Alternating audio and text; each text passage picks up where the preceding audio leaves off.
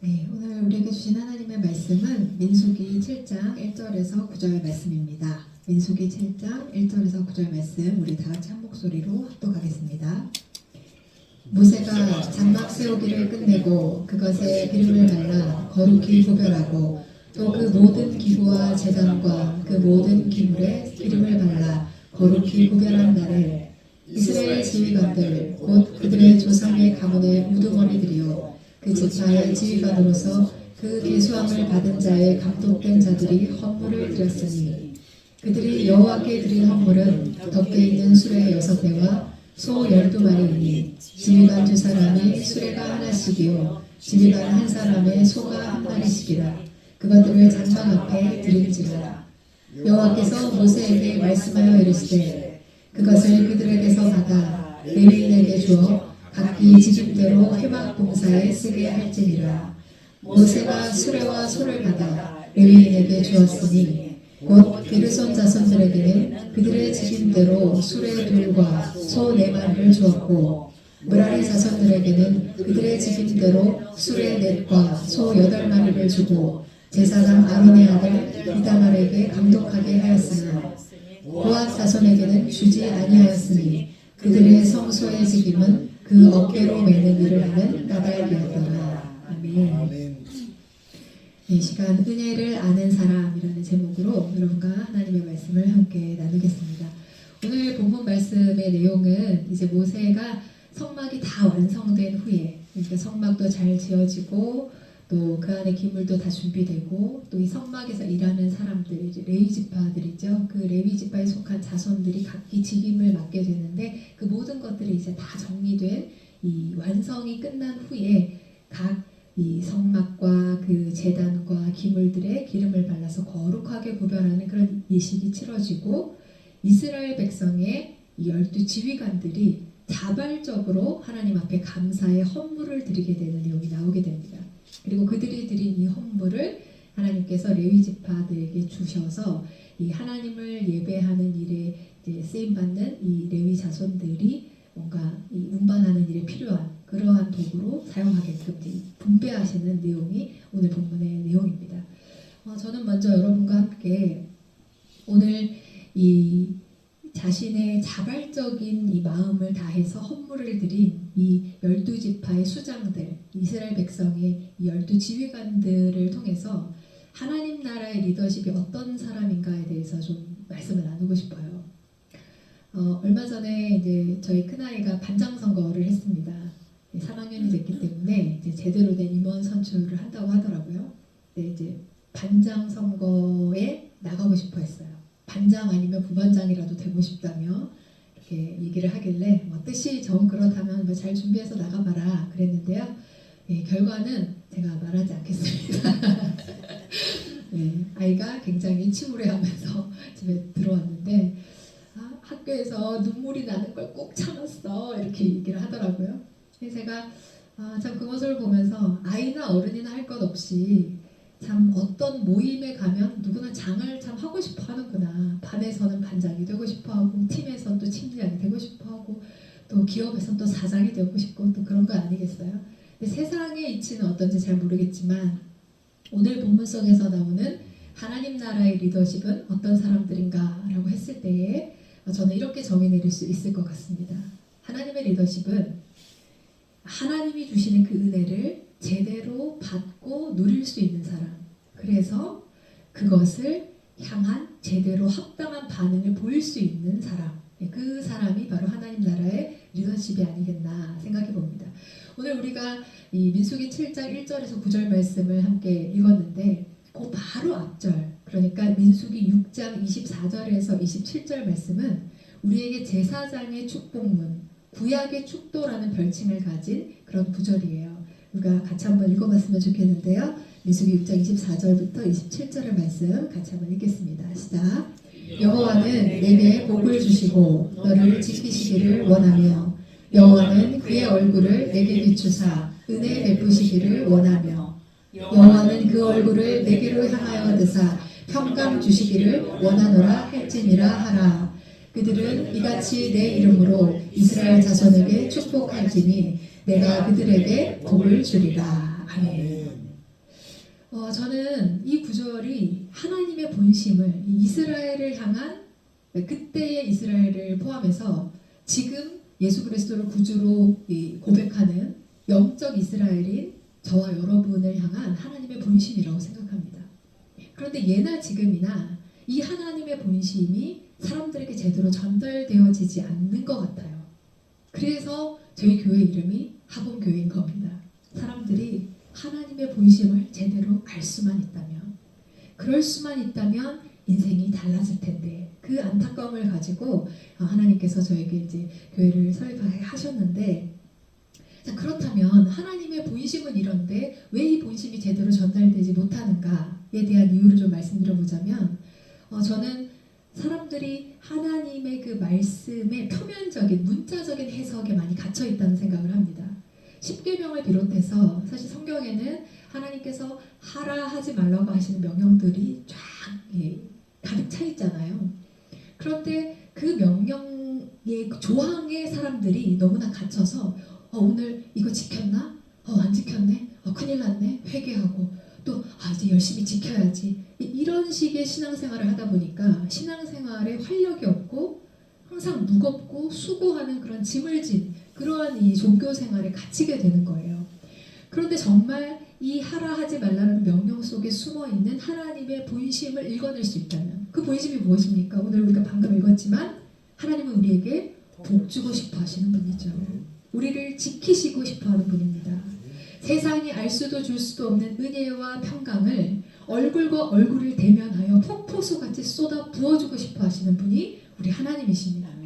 그런데 그 율법의 정신이 하나도 그들에게 전달되지 않은 채 그냥 뭐 해라, 뭐 하지 말아라라는 그 율법의 조항만이 이 그들의 포커스에 가득한 거예요. 그러니까 자유가, 기쁨이 어떻게 누려질 수 있겠습니까? 제가 이 부분을 설명할 때 자주 쓰는 예시가 이제 저와 저희 아이들의 관계에서의 일을 많이 얘기하는데요. 사실 제가 부모로서 아이들에게 전하고 싶은 본질적인 궁극적인 메시지는 사랑해. 너는 엄마의 목숨을 주고도 아깝지 않은 보배롭고 존귀한 존재야. 엄마가 세상에 태어나서 제일 잘한 게 있다면 너를 낳은 거야. 뭐 이런 얘기가 그들에게 주고자 하는 그런 본질적인 메시지 아니겠습니까?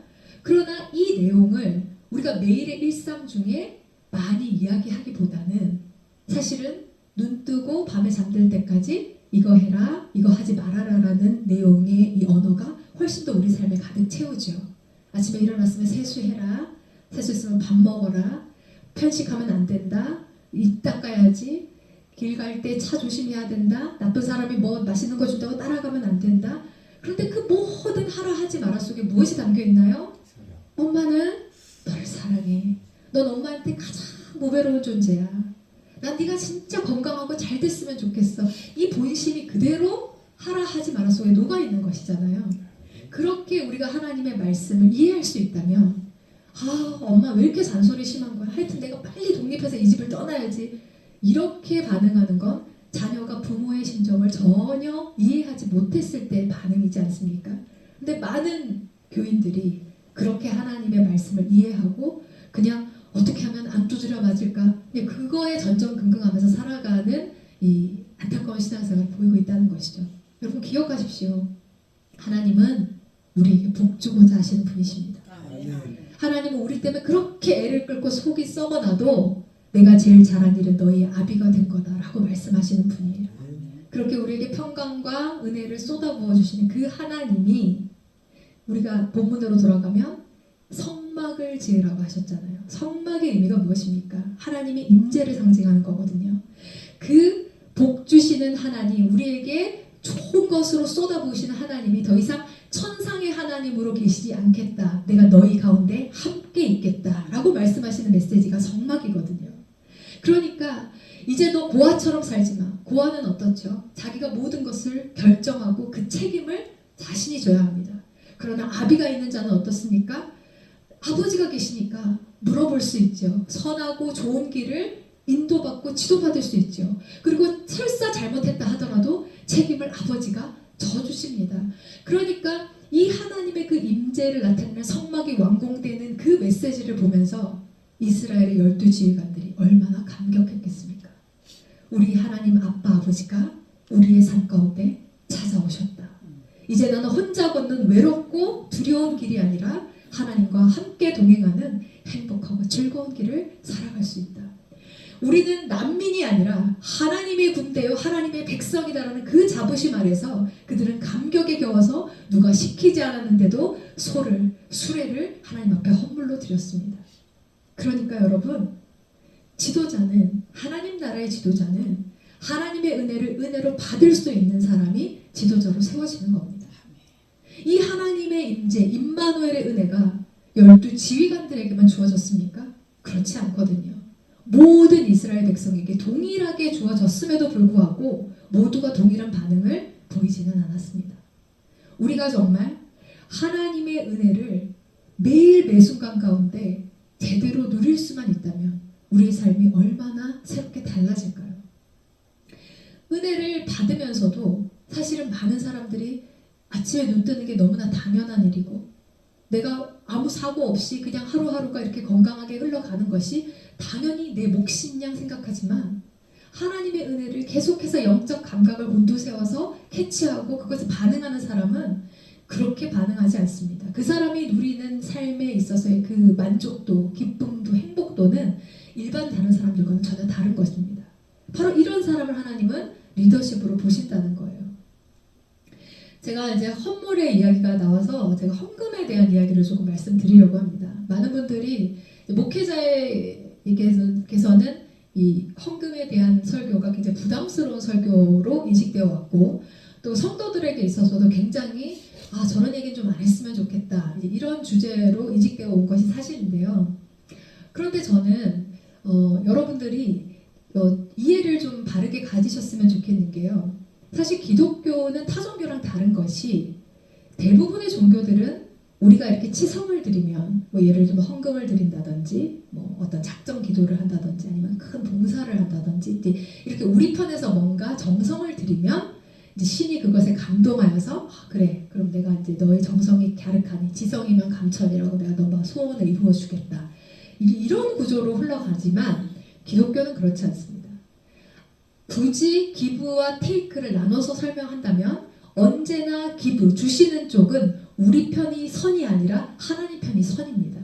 그래서 요한일서에도 이렇게 고백하고 있는데 우리 같이 한번 요한일서 4장 19절 읽어볼까요? 시작. 우리가 사랑함은 그가 먼저 우리를 사랑하셨습니다. 사랑도 은혜도 언제나 그분에서 먼저 오는 겁니다. 그래서 이것이 기독교의 이 가장 큰 차이점 중에 하나라고 생각하는데요. 하나님 편에서 왜 선이 될 수 있냐면 그분과 우리의 관계 설정이 부자 관계이기 때문입니다. 여러분 자식이 어떻게 부모에게 생명을 줄 수 있습니까? 부모가 자식에게 생명을 주게 되죠. 부모가 자식에게 돌봄을 먼저 주게 됩니다. 그래서 다른 종교는 밑에서 위로 올라가서 그에게 내 원하는 그 욕구를 이렇게 채우는 그러한 구조로 간다면 기독교의 처음 출발은 언제나 자격 없는 우리에게 쏟아부어지는 하나님의 은혜요 사랑입니다. 그것을 경험한 것에 의해서 우리가 반응하게 되는 것이 헌금이고 헌물이고 봉사이고 우리의 삶의 모든 하나님께 드려지는 것들이 되는 겁니다.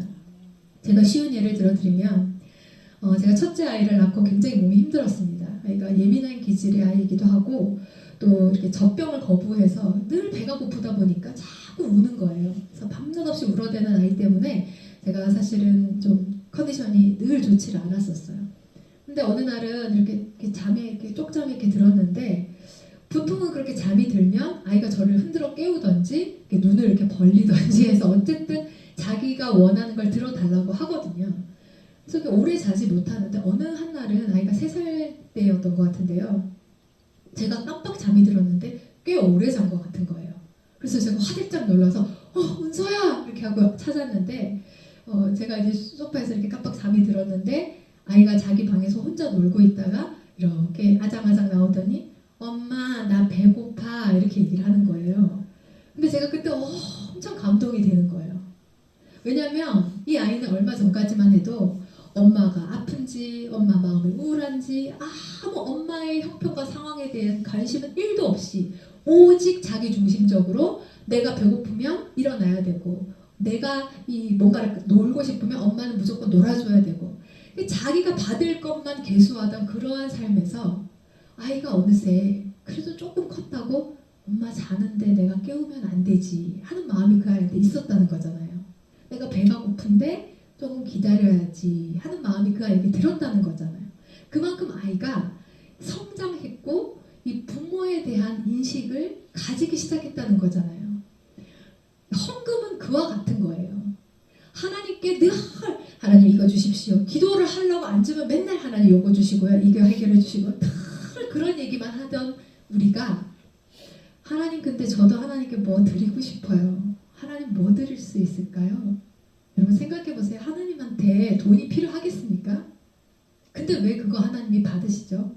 그건 돈이 아니라 마음이기 때문입니다. 그 헌물이, 그 헌금이, 그 봉사가 그 자체가 대단한 의미여서가 아니라 그 안에 네 마음이 있잖아. 나를 생각하는 마음, 아비를 헤아리는 그 마음이 나는 그분은 언제나 우리에게 관계를 요구하신다고 제가 늘 설교 중에 말씀드리지 않습니까? 그러니까 그분은 우리의 중심을 보시는 분이라고 성경은 기록하는 거예요. 네 마음에 내가 있구나. 내 마음에 네가 있듯이. 그래서 여러분 헌금을 목사한테 준다. 교회에게 낸다라고 생각하시면 안 되고요. 내가 받은 하나님의 은혜에 내가 깨달은 만큼 반응하는 것이다 라고 이해하시면 제일 좋을 것 같습니다. 그래서 헌물을 드리시든 헌금을 드리시든 아니면 뭐 봉사를 하시든 그 모든 것들이 부담스러우시면 안 하시는 게 낫습니다. 왜냐하면 하나님은 마음을 받으시기 때문에 진짜 그래 뭐 영화 티켓 뭐 영화 하나 보더라도 티켓 값을 내는데 이런 식으로 헌금하시는 분도 계시더라고요. 그런 헌금은 하나님이 좀 슬프실 것 같아요. 그래서 여러분이 은혜의 감각이 발달되시는 만큼 하나님이 나한테 오늘 새 하루를 주신 거, 하나님이 나한테 이러한 뭐 사고를 당해도 마찬가지죠. 진짜 재수 없어. 왜 이렇게 사고가 난 거야? 라고 볼 수도 있지만 하나님이 사고 중에도 제가 크게 다치지 않았네요. 하면 사실 그것이 또 감사의 제목 아니겠습니까? 하나님의 은혜는 받을 수 있는 사람이 더 찾아 먹는 것 같아요. 그래서 뭐 고기도 먹어본 놈이 먹는다고 얘기하지만 하나님의 은혜도 누려본 사람이 그리고 그것을 반응해본 사람이 계속해서 그 지경을 넓혀가는 것 같습니다. 사랑하는 하분께 성도 여러분, 여러분들이 여러분에게 지금도 폭포수같이 쏟아 부어주시는 그 은혜를 다른 어떤 사람들보다 더 풍성하게 받아 누리는 주인공도 되시길 축복합니다. 그러한 여러분의 삶을 보고 여러분의 주변 사람들이 삶은 저렇게 대하는 거구나. 하나님에 대한 반응은 저렇게 하는 거구나. 라는 선한 영향력이 주위 사람들에게 미쳐질 때 이것이 진정한 이 선한 리더십이라 할 수 있는 것이겠죠. 그래서 뭔가 표면적으로 해석하면 지휘관들 지금 다 막 소 바치고 그러니까 어쨌든 교회 직분자들은 돈이 있어야 된다니까 이렇게 해석하시면 안 되고 세상적인 논리를 하나님 말씀하시는 게 아니라 은혜를 은혜로 받을 수 있는 사람, 하나님의 이 표면적인 그 말씀 안에서 그 안에 숨겨진 본심을 읽어낼 줄 아는 사람, 하나님께서 우리에게 주시는 그 여러 환경과 상황이 어떻게 우리 보기에 더 흡족하기만 하겠습니까?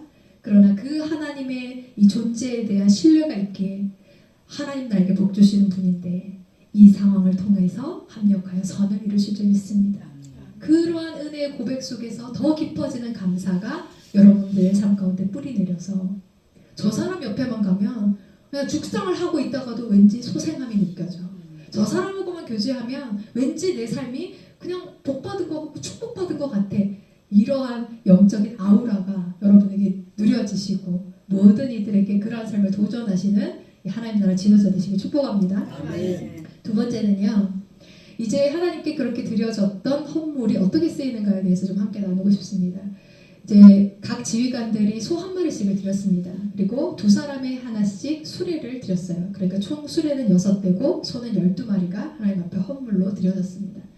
그런데 이것을 레위지파 자손에게 각기 직임에 맞게 분배를 하셨는데 고핫 자손에게는 수레 한 대도 가지 않았고요. 소 한 마리도 가지 않았습니다. 이유는 고핫 자손은 어깨로 바로 직접적으로 성물을 매는 일을 했기 때문에 그들에게는 이것이 필요하지 않다. 그리고 이제 게르손 자손과 무라리 자손이 있는데 게르손 자손에게는 수레 2대, 소 4마리, 그리고 므라리 자손에게는 이 2배, 딱 2배로 수레 4대, 그리고 소 8마리를 분배를 하게 됩니다. 이유는 이 므라리 자손이 운반하는 이 기물들이 훨씬 무겁고 많거든요. 그래서 이제 그에 맞게 이제 분배를 하신 겁니다. 이것을 보면서 저는 그런 생각이 들었습니다. 하나님의 은혜는 획일적이지 않다. 하나님께서 우리의 삶을 각자를 이제 주관하시는 것을 보면요, 정말로 세심하게 맞춤형인 것 같아요. 우리 옆에 분들 보십시오. 나랑 똑같이 생긴 사람 있습니까? 81억 6천 지금 인구가 그렇다는데요. 한 사람도 없어요. 다 닮을 수는 있겠죠. 그러나 외형이 닮았다 해도 그 사람의 성정이 다르고 기질이 다르고 모든 환경이 다르지 않습니까? 하나님께서 그 사람에게 꼭 맞는, 왜냐하면 나보다 나를 더 잘 아시는 하나님이시니까요.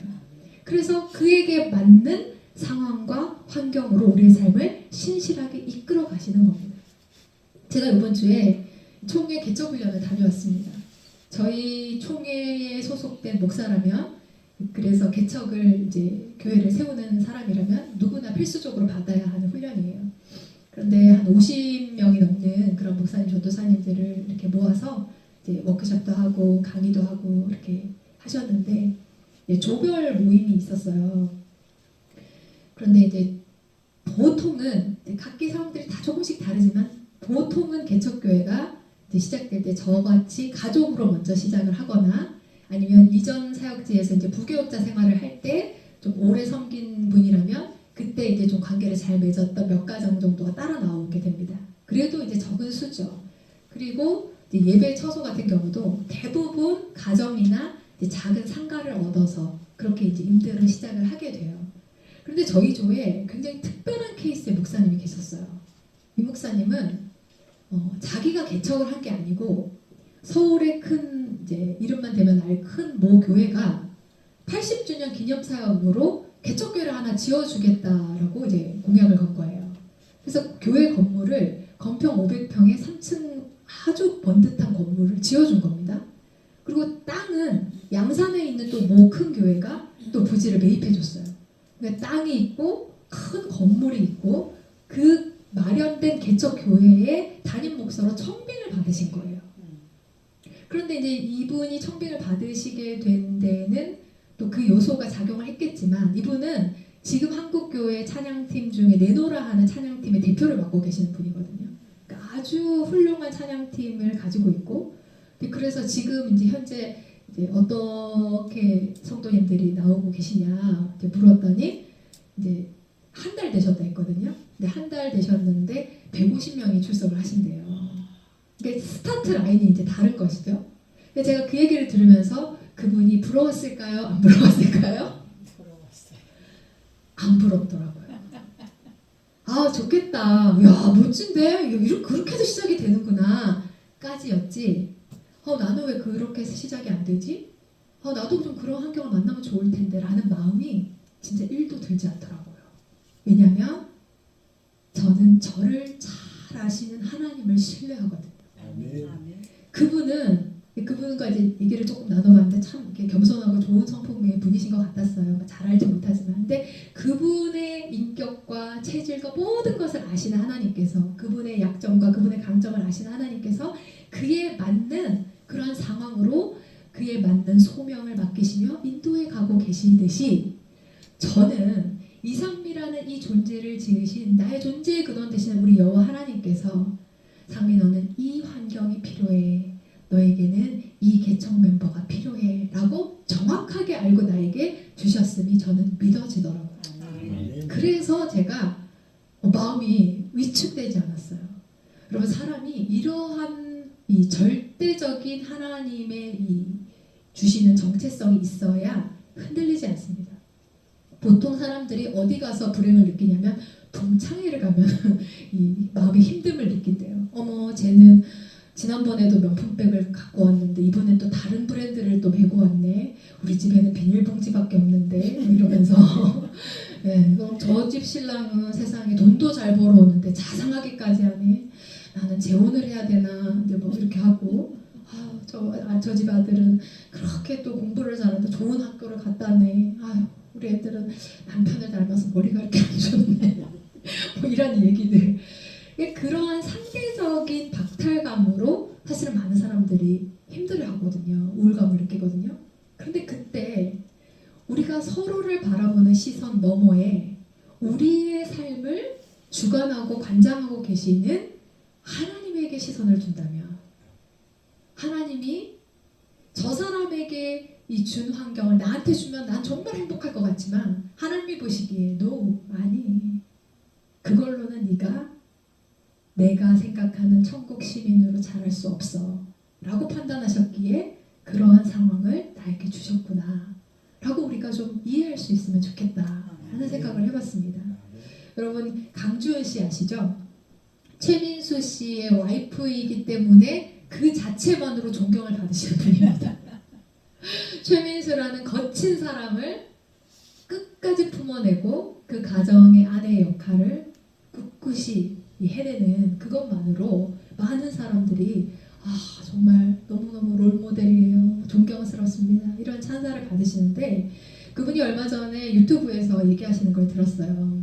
만약 다시 태어난다면 최민수 씨와 결혼을 하시겠습니까? 대부분 사람들은 절대 안 하죠 이렇게 얘기를 할 거라고 예상했는데, 그분이 저는 100% 최민수 씨랑 결혼할 겁니다 이렇게 얘기했어요. 그리고 그 다음에 이어진 말이 제가 참 감동이 되더라고요. 왜냐면 최민수 씨가 아니고는 나 강주은이라는 사람의 미숙함을 이만큼 성숙시킬 사람이 없기 때문입니다. 강주은이 지금의 강주은이 될 수 있었던 건 최민수 씨만이 할 수 있는 일이었습니다. 이렇게 얘기를 하시더라고요. 여러분, 저도 그럴 것 같아요. 하나님은 사실 존재에 관심이 있으시거든요. 우리가 뭐 어떤 일을 해내느냐, 뭐 돈을 얼마 드리느냐, 뭐 그런 거에 관심이 있으신 게 아니라 아버지시니까. 아비는 어떻습니까? 부모는 우리 자녀가 그 나이에 맞게 키도, 마음도, 생각도 잘 자라나서, 그래서 이 사회의 한 일원이 되고 자기 앞가림을 하고 그렇게 건강하게 삶을 영위해 나가는 것을 원하잖아요. 하나님도 마찬가지신 거예요. 저와 여러분이 하나님 나라에 합당한 하나님 나라의 시민으로서, 백성으로서 그렇게 우리의 영적인 성장들이 일어나고, 우리가 그래서 어딜 가도 나는 하나님의 나라에 속한 사람입니다 라고 당당하게 그 하나님의 나라를 전할 수 있는 사람이 되기까지 우리를 키우시는데, 저와 여러분 각각이 다른 상황들을 허락하신단 말입니다. 어떤 이는 물질의 고난으로 연단시키시기도 하고, 어떤 일은 또 건강으로서 하나님께서 또 훈련시키시기도 하고, 어떤 이는 관계로서, 그런 여러 가지 다른 형편들 속에서 저 사람을 보면서 나는 진짜 저 사람 같은 삶이 나한테 주어졌으면 난 진짜 행복했을 텐데, 너무 의미 없는 이야기라는 거예요. 나보다 나를 잘 아시는 그 주님께서, 내 모든 체질을, 내 모든 성향과 기질을 잘 아시는 그분께서 내 성숙을 위하여서 꼭 맞는 환경을, 꼭 맞는 사람을 붙여주셨다. 그러한 이 신뢰가 있을 때 우리는 오늘 내가 처한 그 상황 앞에서 감사와 감격으로 나아갈 수 있는 줄 믿습니다. 신약 성경에 보면 베드로가 이러한 우를 범했어요. 하나님, 죄는요, 자기를 부르셨는데 자기에 대한 부르심의 응답이 아니라 그럼 저 사람은요? 라고 물은 그 장면이 나와요. 우리 그 말씀 한번 같이 보겠는데요. 요한복음입니다. 21장 18절에서 23절인데요. 제가 읽어드릴게요. 내가 진실로 진실로 내게 이르노니 네가 젊어서는 스스로 띠띠고 원하는 곳으로 다녔거니와 늙어서는 내 팔을 벌리리니 남이 내게 띠띠오고 원하지 아니하는 곳으로 데려가리라. 이 말씀을 하심은 베드로가 어떠한 죽음으로 하나님께 영광을 돌릴 것을 가르치시니라. 이 말씀을 하시고 베드로에게 이르시되 나를 따르라 하시니, 예수님께서 베드로에게 너 이제 네 멋대로 살았던 삶을 청산하고 이제부터 남겨진 삶, 그리고 죽음까지도 하나님의 영광을 위해서 쓰임받게 될 거야. 그러니까 넌 나를 따라, 알았지? 이렇게 얘기하셨을 때 베드로가 예수께서 사랑하시는 그 제자가 따르는 것을 보니, 이게 지금 요한을 말하는 거거든요. 그는 만찬석에서 예수의 품에 의지하여 주님을 파는 자가 누구니까 묻던 자더라. 이에 베드로가 그를 보고, 요한을 보고 예수께 여짜오되 주님, 이 사람은 어떻게 되겠사옵나이까? 이렇게 물었어요. 그러니까 예수께서 이르시되 내가 올 때까지 그를 머물게 하고자 할지라도 너에게 무슨 상관이냐? 너는 나를 따르라 하시더라. 그러니까 이제 자기한테는 죽음의 사명까지를 얘기하셨는데 요한은요? 라고 물으니까 예수님이 요한이 그냥 안 죽고 그냥 쭉 생명이 연장된다고 해도 그게 너랑 뭔 상관이야. 너는 내가 너를 부른 그 부름에 응답하라. 이렇게 지금 얘기하신 거거든요. 근데 사람은 참 자기가 듣고 싶은 대로 듣는다고 예수님이 이렇게 말씀하시니까 요한은 안 죽네. 나만 죽네 나만 이러면서 이 말씀이 형제들에게 나가서 그 제자는 죽지 아니하겠다 하였으나 예수의 말씀은 그가 죽지 않겠다 하신 것이 아니라 내가 올 때까지 그를 머무게 할지라도 내게 무슨 상관이냐 하신 것이라라. 이 말씀입니다. 그래서 여러분 각자가 저 사람의 삶이 좀 부럽고 그 상황이 나한테 왔으면 참 좋겠다 라고 싶어도 결국에는요 우리가 각자에게 부르시는 하나님의 말씀에 응답하는가 안 하는가의 이슈 앞에 서 있는 겁니다. 나를 부르신 하나님께서 나의 모든 이 머리끝부터 발끝까지를 다 파악하고 계신 하나님께서 내가 어떠한 상황 가운데 내 약점이 극복되어지고 모난 부분이 다듬어지고 그래서 그리스도의 장성한 분량까지 성숙과 성장으로 나아갈 수 있는지를 잘 아시는 하나님께서 매 스텝마다 나를 따르라 라고 얘기를 하실 때 그 소명 앞에 우리가 진정성 있게 반응할 수 있는가. 아까도 제가 그 지휘관의 그 요건에 대해서 말씀드렸지만 여러분 그러한 영적인 감각이 그냥 가만히 있다고 생기는 거 아니거든요.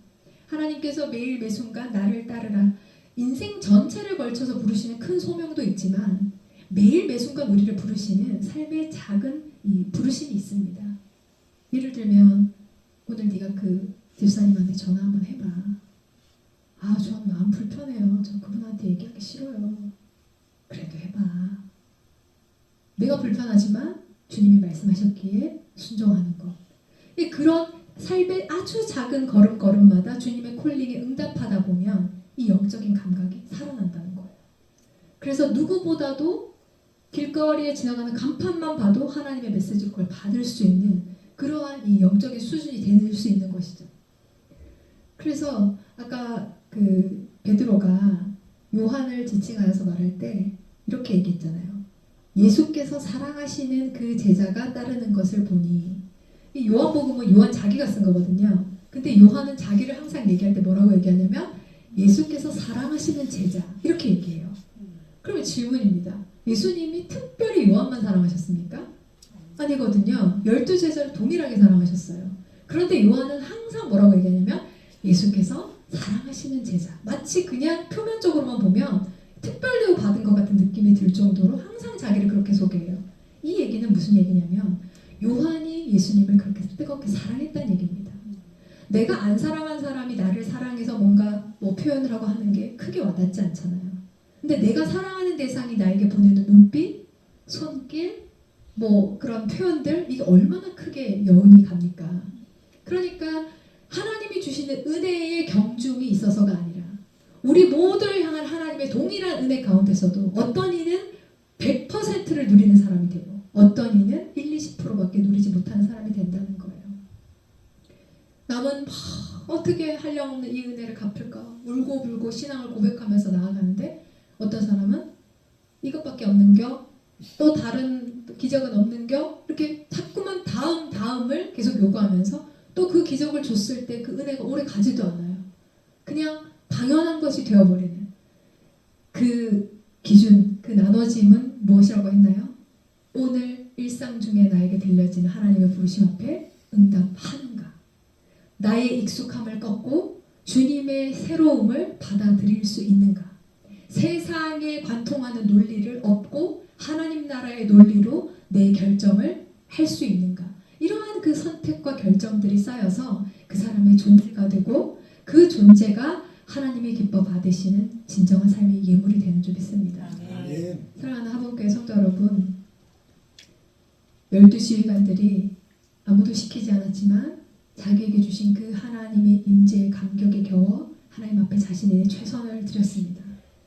저는 여러분들이 하나님께서 헌금을 하라고 그리고 나에게 무언가를 드리라고 하는 그 안에 있는 본심을 읽어내실 수 있기를 바라요. 하나님의 은혜를 깨달아 알아서 헌금과 헌물을 그리고 자신의 삶의 존재를 드릴 수 있는 사람의 삶은 얼마나 행복할까요? 행복자가 되라고 말씀하시는 겁니다.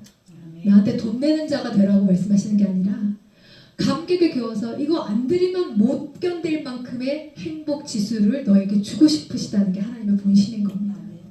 이 본심이 여러분 가운데 실제로 누려지셔서 여러분의 매일매일 하루의 삶이 그러한 영적인 감각으로 이 하나님께서 주시는 그 모든 것에 반응하시는 분들이 되셔서 여러분의 주변에 있는 많은 사람들 감격에 겨워야 할 순간에도 불평과 원망으로 우울감에 빠져있는 이 세상의 불쌍한 사람들에게 하나님의 본심을 담대하게 증거하실 수 있는 말이 아니라 삶으로 증거하실 수 있는 참된 리더십들이 다 되시기를 주의 이름으로 축원합니다. 아멘.